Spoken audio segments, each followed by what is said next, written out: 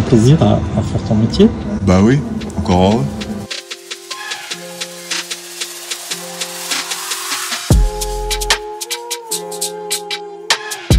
Oui, bien sûr que je prends plaisir.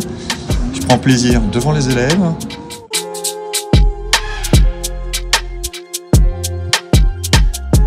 Puis on est au musée là, avec des beaux objets autour de nous. Pour moi, c'est encore un sanctuaire. C'est un lieu, je dis pas, qui est pas à part, mais qui est pour moi une zone protégée, qui doit être protégée, à commencer par les enseignants. Une zone protégée des influences extérieures de tous bords, que ça soit politique, ça ne veut pas dire qu'on ne parle pas des fois des enjeux politiques, hein, culturels, divers. Je suis extrêmement attaché à la laïcité. C'est un lieu protégé, dans lequel pour lequel on peut tout dire. On respecte la parole de l'autre, sauf ce qui est répréhensible par la loi. Mais c'est, je trouve, un espace de parole dans lequel on est en capacité de pouvoir s'écouter et accepter la parole des autres, même si on est en désaccord. C'est ça aussi l'éducation à la citoyenneté, parce que l'éducation à la citoyenneté, c'est pas que en cours de MC. C'est tous les jours. C'est tous les jours et tous les profs. Et ça, pour moi, c'est vraiment très important.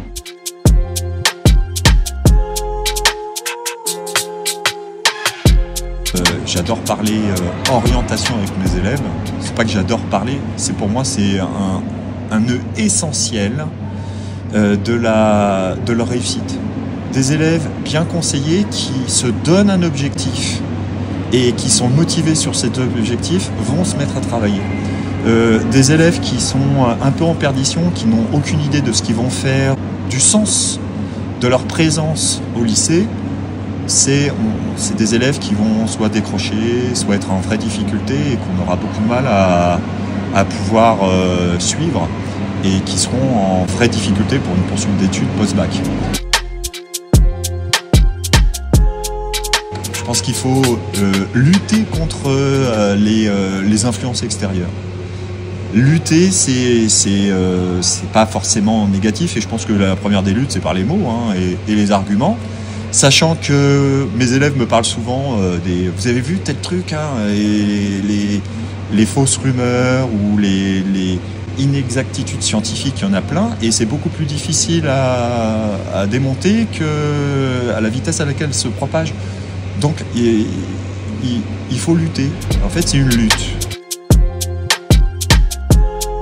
Je pense que pour vraiment transmettre les valeurs, il faut qu'on soit dans l'adhésion des valeurs que l'on veut transmettre. Donc pour moi, il n'y a pas je ne fais pas de grand écart entre les valeurs que je dois transmettre et les valeurs pour lesquelles j'adhère.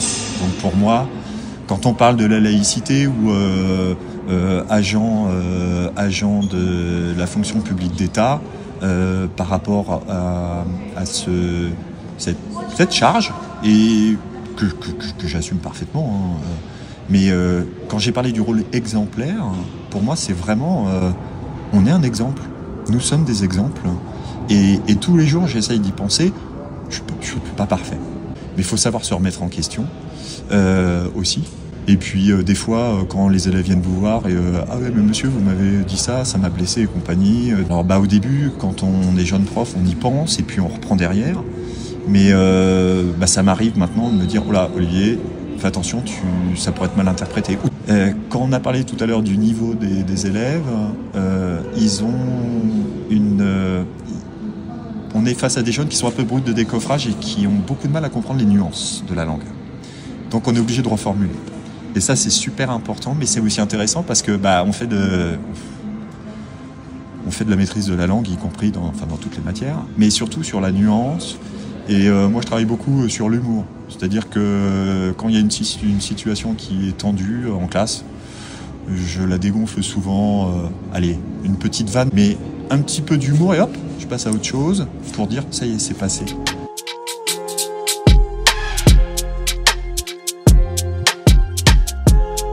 j'ai pas envie d'être ceci, d'être cela. J'essaie d'être honnête avec moi-même. Et je pense que quand on montre aux élèves qu'on est content d'être là, on a fait 80% du chemin sur l'adhésion qu'ils vont avoir. C'est-à-dire au moins sur l'écoute dont ils vont faire preuve et le respect de ce qu'on va dire. C'est-à-dire ils vont pas vouloir mettre le bazar. C'est pareil au collège, et ça je l'ai appris au collège. Mais c'est hyper éducatif. J'ai pas envie d'être ceci, d'être cela. J'essaie d'être honnête avec moi-même. Et je pense que quand on montre aux élèves qu'on est content d'être là, on a fait 80% du chemin sur l'adhésion qu'ils vont avoir. C'est-à-dire au moins sur l'écoute dont ils vont faire preuve et le respect de ce qu'on va dire. C'est-à-dire ils vont pas vouloir mettre le bazar. C'est pareil au collège, et ça je l'ai appris au collège. Mais c'est hyper éducatif. Alors la physique et la chimie, c'est souvent, moi ce que je dis, c'est quand même un petit peu, il suffit de regarder, on essaye d'expliquer le monde qui nous entoure. Et donc oui, je pense que ça éduque sur plein de choses quand on parle développement durable ou plein de choses. Là, on parle beaucoup d'énergie, comme je disais avec mes élèves de terminale. Et finalement, c'est un moyen de les raccrocher sur la vie de tous les jours. Et en fait, oui, je pense qu'on est vraiment dans l'éducatif à travers nos enseignements de discipline. La vocation, je crois qu'elle est venue au fur et à mesure. Elle n'est pas venue, c'était pas une vocation de départ. Et c'est ça qui est venu. Et je pense que c'est pour ça qu'on peut quand même avoir des difficultés au début du métier et finalement trouver sa place et avec les élèves et sa manière de faire. Mais je pense qu'on n'est pas dans la vision que l'on peut avoir anglo-saxonne du pragmatisme. Je pense que moi, je préférerais dire on fait avec les élèves qu'on a, avec les moyens qu'on a. Je pense que ce qui compte aussi énormément dans l'enseignement, c'est pas les moyens, c'est la manière. Et la manière, on n'en parle souvent pas assez. La manière de faire, la manière d'être avec les élèves. J'ai retrouvé un dessin de Concorde, j'ai 6 ans. Voilà. Donc, pour aller les voir d'ailleurs, les Concordes. Si on veut pas être en souffrance, en tant qu'enseignant, on n'arrivera jamais à être aimé de tout le monde. Le but, c'est pas d'être aimé, c'est le respect de l'écoute. L'adhésion, on l'a pas toujours, mais à la limite, c'est pas un problème si on l'a pas toujours. Si on a l'écoute, c'est déjà le plus important parce que l'adhésion, elle viendra peut-être 10 ans après en disant tiens, il avait dit ça, mais c'est rentré et ils l'ont retenu.